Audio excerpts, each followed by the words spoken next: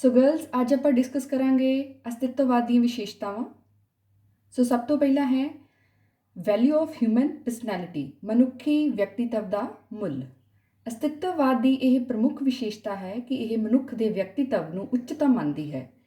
ਇਸ ਦਾ ਵਿਸ਼ਵਾਸ ਹੈ ਕਿ ਵਿਅਕਤੀ ਵਿੱਚ ਉਹ ਸਾਰੇ ਗੁਣ ਪਾਏ ਜਾਂਦੇ ਹਨ ਜਿਸ ਕਾਰਨ ਉਹ ਇੱਕ ਆਤਮ ਨਿਰਭਰ ਸਤਾ ਬਣ ਸਕਦੀ ਹੈ। अस्तित्ववाद ਅਨੁਸਾਰ ਮਨੁੱਖ ਇਸ ਜਗਤ ਦਾ ਕੇਂਦਰ ਹੈ ਅਤੇ ਹੋਰ ਕੋਈ ਵੀ ਸਤਾ ਇਸ ਦੇ ਬਰਾਬਰ ਨਹੀਂ ਹੈ। ਇੱਥੋਂ ਤੱਕ ਕਿ ਬ੍ਰਹਮ, ਈਸ਼ਵਰ, ਜਗਤ ਇਹ ਸਾਰੇ ਹੀ ਮਨੁੱਖ ਦੀ ਸਤਾ ਤੋਂ ਬਾਅਦ ਵਿੱਚ ਆਉਂਦੇ ਹਨ। ਸੋ ਇਸ ਤੋਂ ਆਪਾਂ ਇਹ ਸਮਝ ਸਕਦੇ ਹਾਂ ਕਿ अस्तित्ववाद ਦੇ ਅਨੁਸਾਰ ਮਨੁੱਖ ਦਾ ਵਿਅਕਤੀਤਵ ਕਿੰਨਾ ਇੰਪੋਰਟੈਂਟ ਹੈ। ਇੱਥੋਂ ਤੱਕ ਕਿ ਪਰਮਾਤਮਾ ਅਤੇ ਈਸ਼ਵਰ ਨੂੰ ਵੀ ਮਨੁੱਖੀ अस्तित्व ਤੋਂ ਬਾਅਦ ਵਿੱਚ ਰੱਖਿਆ ਗਿਆ ਹੈ।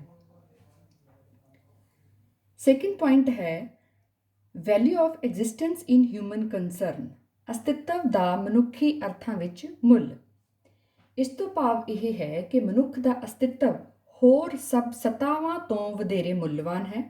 ਇਸ ਦੇ अस्तित्व ਤੋਂ ਭਾਵ ਇਸ ਦੇ ਆਪਣੇ अस्तित्व ਪ੍ਰਤੀ ਚੇਤਨ ਹੋਣਾ, ਇਸ ਦੀ ਦੁਰਦਸ਼ਾ ਨੂੰ ਦੇਖਣਾ ਅਤੇ ਸੁਧਾਰਨਾ ਹੈ। ਇਹ ਕੋਈ ਆਮ अस्तित्व ਨਹੀਂ ਬਲਕਿ ਇਹ ਸੋਚਦਾ ਹੈ, ਇੱਛਾਵਾਂ ਰੱਖਦਾ ਹੈ, ਨਿਰਣੇ ਕਰਦਾ ਹੈ, ਯੋਜਨਾਵਾਂ ਬਣਾਉਂਦਾ ਹੈ ਅਤੇ ਉਸ ਨੂੰ ਲਾਗੂ ਵੀ ਕਰਦਾ ਹੈ। ਅਤੇ ਵਧੇਰੇ ਮਹੱਤਵਪੂਰਨ ਇਹ ਹੈ ਕਿ ਉਹ ਸਫਲਤਾ ਵੀ ਪ੍ਰਾਪਤ ਕਰਦਾ ਹੈ। ਮਨੁੱਖੀ अस्तित्व ਤੋਂ ਅਰਥ ਸਿਰਫ ਖਾਣਾ ਪੀਣਾ, ਸੌਣਾ ਜਾਂ ਜਿਉਂਦੇ ਰਹਿਣਾ ਨਹੀਂ ਬਲਕਿ ਮਨੁੱਖੀ ਜੀਵਨ ਨੂੰ ਅਰਥਪੂਰਨ ਅਤੇ ਆਤਮ ਵਿਸ਼ਵਾਸੀ ਵੀ ਬਣਾਉਣਾ ਹੈ।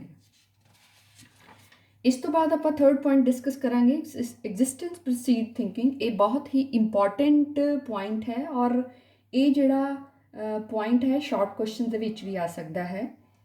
ਇਸ ਨੂੰ ਡਿਕਾਰਟਸ, ਜੋ ਕਿ father of modern philosophy and rationalism ਵੀ ਹੈ, ਉਸਨੇ ਦਿੱਤਾ। ਡਿਕਾਰਟਸ ਨੇ ਆਪਣੀ ਲੈਂਗੁਏਜ ਦੇ ਵਿੱਚ ਇੱਕ ਸਟੇਟਮੈਂਟ ਦਿੱਤੀ ਸੀ, ਕੋਗੀਟੋ ਇਰਗੋ ਸਮ, ਜਿਸ ਦਾ ਮਤਲਬ ਹੈ ਆਈ ਥਿੰਕ ਦੇਅਰਫੋਰ ਆਈ ਐਮ। अस्तित्ववादियों ने इस स्टेटमेंट ਨੂੰ ਚੇਂਜ ਕਰਕੇ ਆਈ ਥਿੰਕ ਦੇਅਰਫੋਰ ਆਈ ਐਮ ਤੋਂ ਆਈ ਐਮ ਦੇਅਰਫੋਰ ਆਈ ਥਿੰਕ ਕਰ ਦਿੱਤਾ, ਕਿਉਂਕਿ ਡਿਕਾਰਟਸ ਦੀ ਸਟੇਟਮੈਂਟ ਤੋਂ ਇਹ ਸਿੱਧ ਹੁੰਦਾ ਹੈ ਕਿ ਮਨੁੱਖ ਦੀ ਸੋਚ ਮਨੁੱਖ ਤੋਂ ਪਹਿਲਾਂ ਹੈ, ਪਰ अस्तित्ववादियों ਦਾ ਇਹ ਮੰਨਣਾ ਹੈ ਕਿ ਮਨੁੱਖ ਦੀ ਸੋਚ ਮਨੁੱਖ ਤੋਂ ਪਹਿਲਾਂ ਨਹੀਂ ਹੈ ਬਲਕਿ ਮਨੁੱਖ ਤੋਂ ਬਾਅਦ ਵਿੱਚ ਹੈ। ਇਸ ਕਰਕੇ ਉਹਨਾਂ ਨੇ ਡਿਕਾਰਟਸ ਦੀ statement I think therefore I am ਨੂੰ ਚੇਂਜ ਕਰਕੇ ਆਈ ਐਮ ਦੇਅਰਫੋਰ ਆਈ ਥਿੰਕ ਕਰ ਦਿੱਤਾ, ਜਿਸ ਤੋਂ ਭਾਵ ਇਹ ਹੈ ਕਿ ਮਨੁੱਖ ਦਾ अस्तित्व ਉਸ ਦੀ ਸੋਚ ਤੋਂ ਪਹਿਲਾਂ ਹੈ ਅਤੇ ਜ਼ਿਆਦਾ ਮਹੱਤਵਪੂਰਨ ਹੈ। ਨੈਕਸਟ ਜਿਹੜਾ ਪੁਆਇੰਟ ਹੈ that is existence precede thinking. This point is also very important in short question as well. ਇਸ ਤੋਂ ਭਾਵ ਹੈ ਕਿ ਤੱਤ ਪਹਿਲਾਂ ਹੈ ਤੇ ਮਨੁੱਖ ਬਾਅਦ ਵਿੱਚ। Essence precede existence. ਪਰ अस्तित्ववादी ਇਸ ਵਿਚਾਰ ਦੇ ਬਿਲਕੁਲ ਉਲਟ ਹਨ। ਜੇਪੀ ਸਾਰਟਰੇ ਦਾ ਮੰਨਣਾ ਹੈ ਕਿ अस्तित्व ਤੱਤ ਤੋਂ ਪਹਿਲਾਂ ਹੁੰਦਾ ਹੈ। ਜਿਵੇਂ ਪਹਿਲਾਂ ਮਨੁੱਖ ਹੀ ਲੈ ਲਓ, ਮਨੁੱਖ ਦਾ ਤੱਤ ਕੀ ਹੈ, ਇਸ ਦੀ ਪਰਿਭਾਸ਼ਾ ਮਨੁੱਖ ਆਪ ਹੀ ਦੇਵੇਗਾ। ਸੋ ਇਸ ਕਰਕੇ ਜੇ ਮਨੁੱਖ ਹੋਵੇਗਾ ਤਾਂ ਹੀ ਮਨੁੱਖ ਆਪਣੇ ਤੱਤ ਬਾਰੇ ਦੱਸ ਸਕਦਾ ਹੈ। ਇਸ ਕਰਕੇ ਮਨੁੱਖ ਦਾ ਤੱਤ ਪਹਿਲਾਂ ਨਹੀਂ ਹੈ, ਮਨੁੱਖ ਦਾ अस्तित्व ਪਹਿਲਾਂ ਹੈ। ਪਰ ਤੱਤਵਾਦੀ ਇਹ ਕਹਿੰਦੇ ਹਨ ਕਿ ਤੱਤ ਪਹਿਲਾਂ ਹੈ, ਪਰ अस्तित्ववादियों ਦਾ ਇਹ ਮੰਨਣਾ ਹੈ ਕਿ ਤੱਤ ਪਹਿਲਾਂ ਨਹੀਂ ਹੈ ਬਲਕਿ अस्तित्व ਪਹਿਲਾਂ ਹੈ। ਇਸ ਕਰਕੇ ਐਗਜ਼ਿਸਟੈਂਸ ਪ੍ਰਸੀਡ ਅਸੈਂਸ ਹੈ, ਨਾ ਕਿ ਅਸੈਂਸ ਪ੍ਰਸੀਡ ਐਗਜ਼ਿਸਟੈਂਸ ਹੈ। ਸੋ ਐਗਜ਼ਿਸਟੈਂਸ਼ਲਿਜ਼ਮ ਬਿਲੀਵ ਦੈਟ ਐਗਜ਼ਿਸਟੈਂਸ ਪ੍ਰਸੀਡ ਅਸੈਂਸ। अस्तित्व ਤੱਤ ਤੋਂ ਪਹਿਲਾਂ ਹੈ, ਨਾ ਕਿ ਤੱਤ अस्तित्व ਤੋਂ ਪਹਿਲਾਂ। Next point is truth is subjective. This point is given by the Soren Kierkegaard. ਉਸਨੇ ਆਪਣੀ ਕਿਤਾਬ ਇਦਰ ਵਿੱਚ ਇਹ ਪੁਆਇੰਟ ਦਿੱਤਾ। ਉਸ ਦੇ ਅਨੁਸਾਰ ਸੱਚ ਹਮੇਸ਼ਾ ਆਤਮਗਤ ਹੁੰਦਾ ਹੈ, ਭਾਵ ਜੋ ਕੁਝ ਵੀ ਹੈ ਉਸ ਦੇ ਸੱਚ ਜਾਂ ਝੂਠ ਹੋਣ ਦਾ ਨਿਰਣੇ ਮਨੁੱਖ ਖੁਦ ਕਰਦਾ ਹੈ।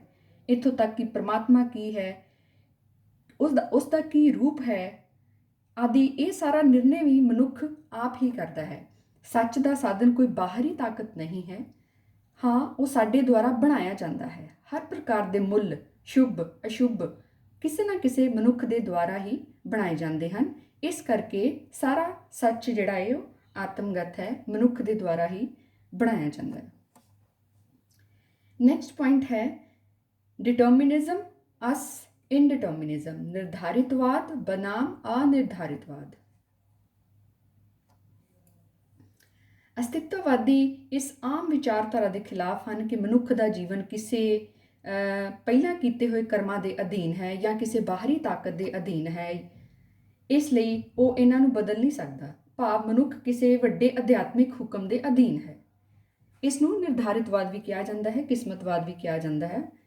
ਪਰ ਅਸਤਿਤਵਵਾਦੀ ਮਨੁੱਖ ਦੀ ਸੋਚ ਅਤੇ ਸੋਚ ਦੀ ਆਜ਼ਾਦੀ ਨੂੰ ਵਧੇਰੇ ਮਹੱਤਵਪੂਰਨ ਮੰਨਦੇ ਹਨ। ਉਹਨਾਂ ਅਨੁਸਾਰ ਕਿਸੇ ਵੀ ਮਨੁੱਖ ਦਾ ਜੀਵਨ ਅਤੇ ਉਸ ਦੁਆਰਾ ਕੀਤਾ ਕਰਮ ਪਹਿਲਾਂ ਤੋਂ ਨਿਰਧਾਰਿਤ ਨਹੀਂ ਹੁੰਦਾ, ਬਲਕਿ ਉਸ ਨੂੰ ਕੁਝ ਵੀ ਇੱਛਾ ਕਰਨ, ਨਿਰਣਾ ਕਰਨ ਜਾਂ ਕਰਮ ਕਰਨ ਦੀ ਪੂਰਨ ਆਜ਼ਾਦੀ ਹੈ।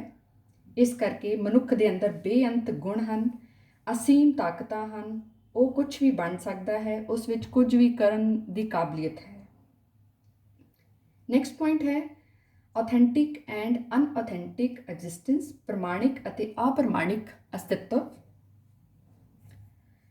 ਪ੍ਰਮਾਣਿਕ ਅਸਤਿਤਵ ਤੋਂ ਭਾਵ ਹੈ ਜਦੋਂ ਸਾਨੂੰ ਆਪਣੇ ਅਸਤਿਤਵ ਦਾ ਅਹਿਸਾਸ ਹੁੰਦਾ ਹੈ। ਭਾਵ ਜਦੋਂ ਅਸੀਂ ਆਪਣੇ ਆਪ ਬਾਰੇ ਚੇਤਨ ਹੁੰਦੇ ਹਾਂ, ਆਪਣੀ ਜ਼ਿੰਦਗੀ ਦੇ ਬਾਰੇ ਚੇਤਨ ਹੁੰਦੇ ਹਾਂ। ਜਿਵੇਂ ਕਿ ਹੁਣ ਕੋਈ ਕੈਂਸਰ ਦਾ ਮਰੀਜ਼ ਹੁੰਦਾ ਜਾਂ ਕੋਈ ਏਡਸ ਦਾ ਮਰੀਜ਼ ਹੁੰਦਾ, ਜਦੋਂ ਉਹਨੂੰ ਪਤਾ ਲੱਗਦਾ ਵੀ ਉਹਨੇ ਥੋੜ੍ਹੀ ਟਾਈਮ ਵਿੱਚ ਖਤਮ ਹੋ ਜਾਣਾ ਹੈ, ਮਰ ਜਾਣਾ ਹੈ, ਤਾਂ ਫਿਰ ਉਹ ਆਪਣੇ ਅਸਤਿਤਵ ਦੇ ਬਾਰੇ ਪੂਰਨ ਤੌਰ 'ਤੇ ਚੇਤਨ ਹੁੰਦਾ ਹੈ। ਇਸ ਨੂੰ ਕਿਹਾ ਜਾਂਦਾ ਹੈ ਪ੍ਰਮਾਣਿਕ ਅਸਤਿਤਵਵਾਦ, ਜਦੋਂ ਮਨੁੱਖ ਆਪਣੇ ਅਸਤਿਤਵ ਦੇ ਬਾਰੇ ਪੂਰਨ ਚੇਤਨ ਹੁੰਦਾ ਹੈ। ਇਸ ਤੋਂ ਇਲਾਵਾ ਦੂਸਰਾ ਪਾਰਟ ਹੈ ਅਪ੍ਰਮਾਣਿਕ ਅਸਤਿਤਵਵਾਦ। ਅਪ੍ਰਮਾਣਿਕ ਅਸਤਿਤਵਵਾਦ ਤੋਂ ਭਾਵ ਜਦੋਂ ਅਸੀਂ ਕਿਸੇ ਸਰੀਰ 'ਤੇ ਫੋਕਸ ਕਰਦੇ ਹਾਂ, ਦੂਸਰੇ ਪਦਾਰਥਾਂ ਦੇ ਬਾਰੇ ਫਿਕਰ ਕਰਦੇ ਹਾਂ, ਆਪਣੇ ਆਪ ਨੂੰ ਭੁੱਲ ਜਾਂਦੇ ਹਾਂ, ਆਪਣੇ ਅਸਤਿਤਵ ਤੋਂ ਬੇਖਬਰ ਹੁੰਦੇ ਹਾਂ।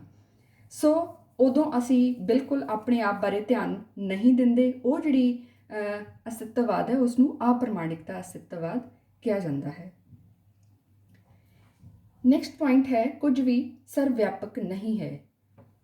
ਸੋ ਅਸਤਿਤਵਵਾਦੀਆਂ ਦਾ ਇਹ ਮੰਨਣਾ ਹੈ ਕਿ ਕੁਝ ਵੀ ਸਰਵ-ਵਿਆਪਕ ਨਹੀਂ ਹੈ, ਕਿਉਂਕਿ ਸਭ ਮਨੁੱਖਾਂ ਦਾ ਜੀਵਨ ਦਾ ਤਜਰਬਾ ਇੱਕੋ ਜਿਹਾ ਨਹੀਂ ਹੁੰਦਾ। ਹਰ ਮਨੁੱਖ ਦੇ ਆਪਣੇ ਆਪਣੇ ਵਿਚਾਰ ਹੁੰਦੇ ਹਨ, ਆਪਣਾ ਆਪਣਾ ਤਜਰਬਾ ਹੁੰਦਾ ਹੈ, ਆਪਣੇ ਬਣਾਏ ਹੋਏ ਸੱਚ ਹੁੰਦੇ ਹਨ। ਸੋ ਇਸ ਕਰਕੇ ਨਥਿੰਗ ਇਜ਼ ਯੂਨੀਵਰਸਲ, ਕੁਝ ਵੀ ਸਰਵ-ਵਿਆਪਕ ਨਹੀਂ ਹੁੰਦਾ। It is different from space to space, country to country.